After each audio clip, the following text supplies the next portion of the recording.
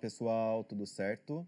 Dando continuidade ao conjunto de aulas sobre eletrodinâmica, nesse momento a gente precisa falar um pouco sobre circuitos elétricos. Então, vamos começar falando sobre talvez o circuito mais tranquilo, mais que é o circuito elétrico chamado de circuito simples. Por que simples? Um outro nome para ele é circuito gerador-resistor. Simplesmente porque esses são os únicos dois elementos importantes que estão presentes no nosso circuito. Então, como você pode perceber aqui, eu peguei uma imagem, né? Tem aí uma pilha ligada a um interruptor. Na sequência, o fio segue para uma lâmpada. E daí, na sequência, para terminar e fechar o circuito, o fio volta para a pilha. Antes de qualquer coisa, já vamos começar a dar os nomes corretos para cada um desses elementos. Todos os fios aqui no circuito vão ser chamados daqui para frente de fios condutores. Então, um condutor no circuito é um pedaço de fio.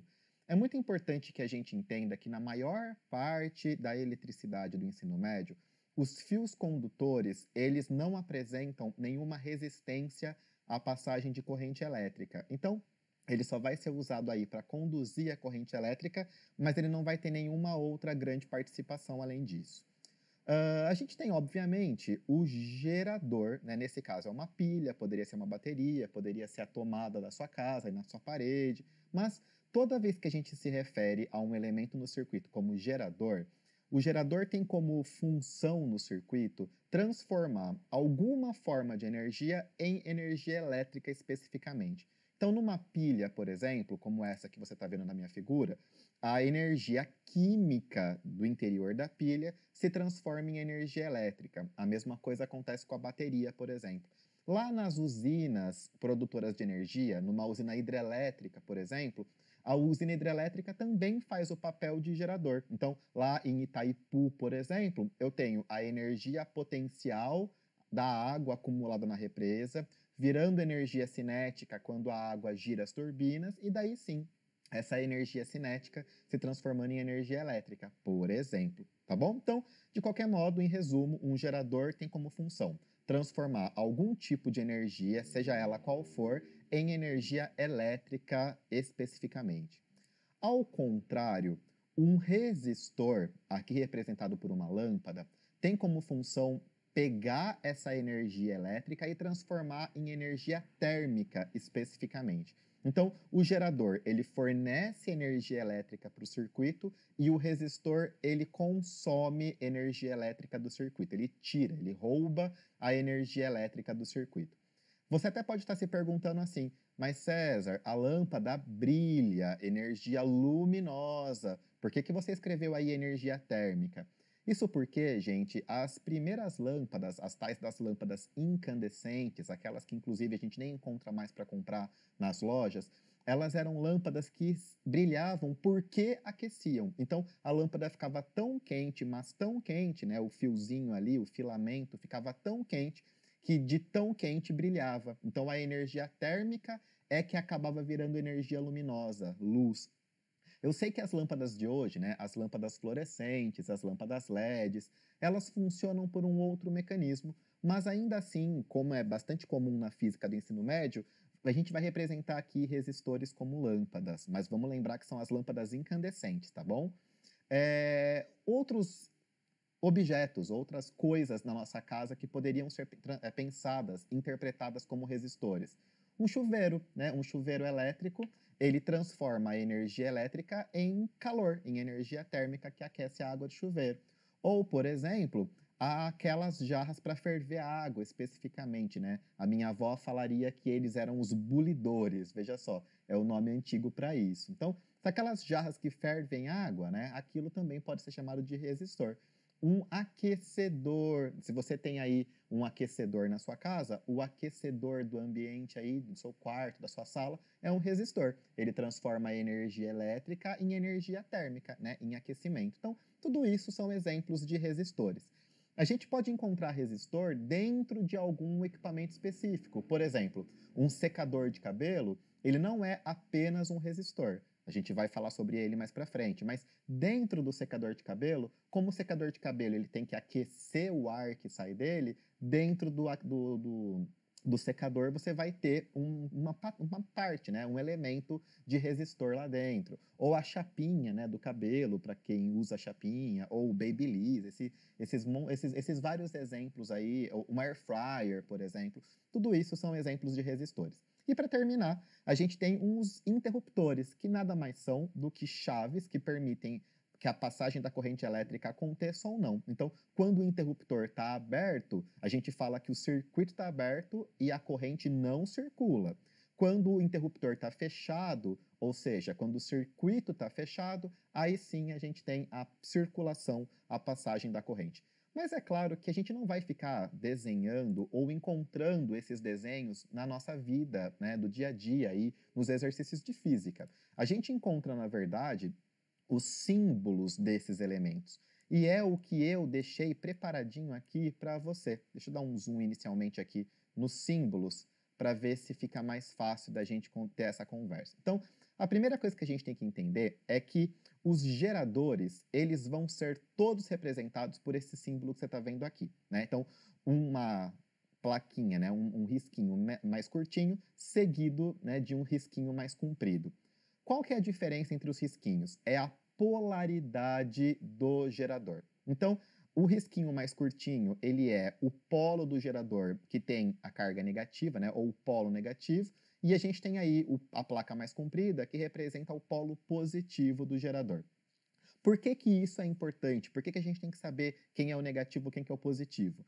Porque, por definição, a gente não vai entrar nos detalhes aqui de porquê, mas a corrente elétrica no circuito sempre se estabelece a partir da placa positiva do gerador. Então, se a gente tivesse que dizer aqui como que a corrente elétrica iria circular nesse circuito, a gente diria que a corrente elétrica ela sairia da placa positiva e daria uma volta no sentido anti-horário. Então, tá vendo essa setinha laranja que eu desenhei? Ela mostra como que a corrente elétrica circula no circuito. Então, ela vem aqui para a direita, subiria, aqui em cima ela iria para a esquerda e voltaria para a placa negativa. Então, em outras palavras, num gerador, a corrente elétrica chega pela placa negativa e sai pela placa positiva. Mostro para você também aqui a representação mais comum de um interruptor. Nesse meu caso, você está vendo o interruptor aberto. Então, nesse caso em específico, a corrente elétrica aqui não poderia circular. Agora, se eu venho e fecho esse interruptor, aí sim a corrente elétrica pode circular nesse circuito. Para terminar, todos os resistores eles vão ser representados, na maior parte das vezes, por esse zigue-zague, né? Então, esse símbolo de zigue-zague, né? Parece um serrotezinho aqui. Isso é o que a gente vai representar por resistor. Às vezes a gente pode encontrar apenas um retângulo, né? Uma caixinha retangular compridinha também, mas é muito mais comum que essa seja a maneira de representar os resistores. Então a gente tem aqui, afinal de contas, três quantidades matemáticas, três valores matemáticos para relacionar. Né? O gerador ele vai ter uma tensão, né, uma diferença de potencial medida em volts. Então, 1,5 volts, 9 volts, 110 volts, 220 volts, vai depender do tipo de gerador que a gente está falando. A gente vai ter o resistor com uma quantidade que a gente já vai conversar e vai entender que se chama resistência, representada pela letra R, e a gente tem a intensidade da corrente elétrica I, que circula aí no nosso circuito. Então, para a gente continuar com a conversa, é importante que a gente entenda, afinal de contas, o que é isso que eu estou chamando de resistência de um resistor. Então, um resistor, ele tem esse nome porque ele dificulta a passagem da corrente elétrica. Quando a corrente elétrica atravessa o resistor, a corrente de elétrons, né, que é a definição aí de corrente elétrica, vai encontrar dificuldade para atravessar esse trecho do circuito. E essa dificuldade é o que a gente entende por resistência do resistor. E a maneira matemática de calcular essa resistência é essa divisão. Então, a resistência de um resistor é definida como uma divisão entre a tensão do gerador e a corrente elétrica que se estabelece no circuito. Faz sentido isso para vocês? Então, resistência de um resistor nada mais é do que a tensão U dividida pela corrente I. Inclusive, é daqui que a gente consegue, inclusive, perceber quem é a unidade de medida da resistência desse resistor. Então, a unidade da resistência é a unidade da tensão dividida pela unidade da corrente. Como a tensão é medida em volts, V, e a corrente é medida em ampere, a unidade da resistência é volt por ampere. Só que daqui para frente, toda vez que aparecer volt por ampere, a gente vai substituir isso por uma nova unidade de medida chamada de ohm. Essa letra é a letra ômega do alfabeto grego na versão maiúscula. Então, é a letra ômega maiúscula do alfabeto grego, tá bom? Ohm, é assim que a gente lê. E por que que isso é importante? Porque a partir da definição da resistência de um resistor, a gente consegue construir o que a gente vai chamar de primeira lei de Ohm. Veja só o que a gente fez aí. Nós pegamos a corrente do termo da direita que estava dividindo e trouxemos para a esquerda multiplicando e reescrevemos, né? Trocamos a ordem e a gente finalmente chega então naquilo que a gente vai conhecer por primeira lei de Ohm. Ela é, com certeza, uma das equações mais importantes da elétrica, então é fundamental que você a conheça e, mais do que isso, saiba interpretar, saiba entender o que ela está te dizendo, né? E a primeira lei de Ohm, então U igual a RI, que é só uma maneira diferente de escrever a definição de resistência, ela te mostra, então, a relação entre a tensão U, a resistência do resistor R e a corrente I. Veja só que eu já deixei aqui as unidades de medida para cada uma dessas coisas. Se as unidades não forem essas, a primeira lei de Ohm não vai funcionar direito. Outra coisa importante para você prestar atenção é que quando a gente vai fazer a interpretação gráfica disso, veja só, olha que interessante. Como U é igual a RI, eu coloquei aqui embaixo a equação, né, a tal da função linear, ou, como alguns falam de maneira errada, a função do primeiro grau, né? Então, que não é a maneira correta de chamar, a função.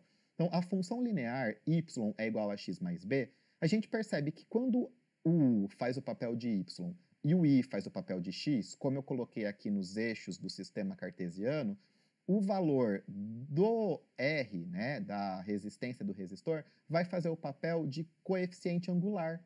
Ou seja, quanto mais inclinado esse gráfico tiver, maior é o valor da resistência desse resistor. E mais do que isso, né? A gente percebe que esse gráfico ele tem como característica ser uma linha reta, né? Uma linha reta crescente, porque esse valor é sempre positivo. Dito isso, se a gente coloca, por exemplo, aqui, três resistores diferentes, o R1 vermelho, o R2 azul e o R3 cor-de-rosa, roxo, sei lá, a gente percebe que como o vermelho é o mais inclinado, é ele que quem tem o maior valor. Né? O R2, que é o intermediário, tem o valor intermediário, e o R3, de menor inclinação, é o que tem menor valor. Toda vez que a gente está falando numa situação de um resistor que o valor da resistência R é constante, não muda durante o problema, a gente está se referindo aí a um tal de um condutor ôhmico. Então, um condutor ôhmico nada mais é do que um resistor que tem valor de resistência R constante, tá bom? E para a gente terminar essa conversa, vale a pena fazer só um comentário rápido sobre os tais dos condutores não ôhmicos, então. Se um condutor ôhmico é aquele em que o R não varia, o condutor não ôhmico é aquele em que o R muda. Então, conforme a corrente elétrica aumenta ou diminui, o valor da resistência também aumenta ou diminui. E na hora de olhar para o gráfico, a gente percebe que o gráfico aí, essa linha azul, ela já não é mais uma linha reta. Agora ela pode mudar. Nesse meu caso, ela vai crescendo, né? A corrente aumenta e a gente percebe que o gráfico vai subindo. Como que a gente pode ler esse gráfico numa situação problema? Perceba que a gente pode escolher, por exemplo, determinados pontos e eu posso fazer a leitura no gráfico, né? O seu valor da corrente I, o seu valor da tensão U, e eu posso jogar na primeira lei de Ohm, U igual a RI, e calcular o valor de R. Mas a gente já pode fazer uma previsão de qual vai ser o valor da resistência em determinadas ou em lugares diferentes no gráfico. Se a gente traça aí uma reta auxiliar, né, uma reta tangente ao ponto que me interessa, a inclinação da reta tangente vai me dizer quem é o valor da resistência desse resistor. Então a gente percebe que aqui embaixo a inclinação é menor, aqui em cima a inclinação é maior, e isso se reflete no valor da resistência do resistor nesse lugar. Tá certo? Então eu vou parando por aqui, espero que você tenha entendido esse conceito. Até a próxima. Tchau, tchau.